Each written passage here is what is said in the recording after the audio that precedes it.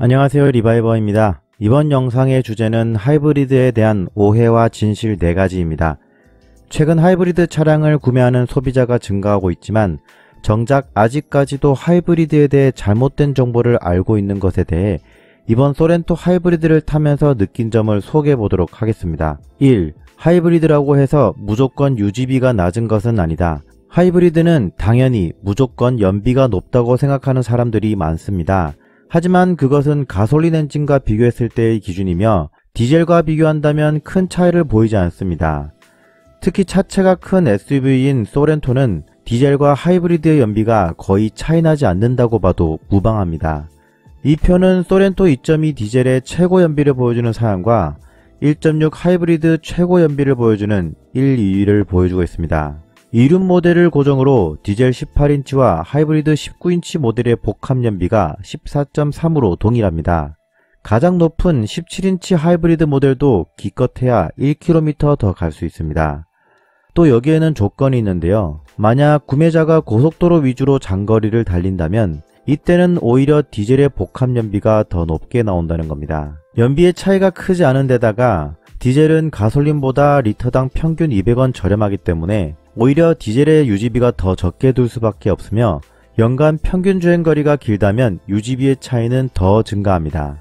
결론적으로 유지비만 생각하고 소렌토를 구매할 생각이라면 하이브리드가 아닌 디젤 모델을 구매하는 것이 맞습니다. 2.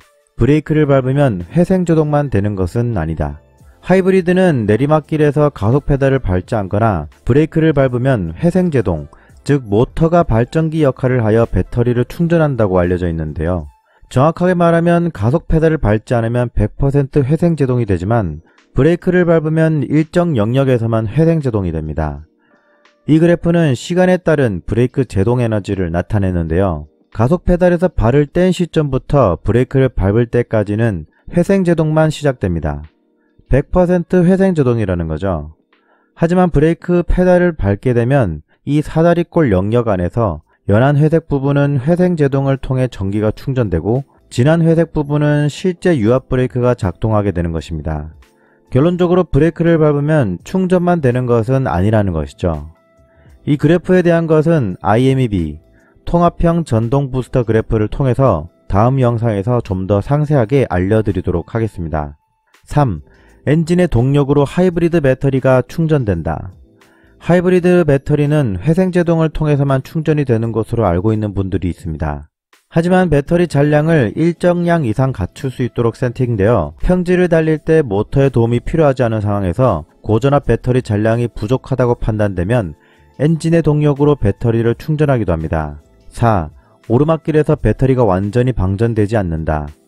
소렌토가 하이브리드 모델이 나온다는 기사, 그리고 엔진이 1.6 터보 엔진이 들어간다는 정보가 나오면서 많은 사람들이 우려하는 것이 출력의 부족이었습니다.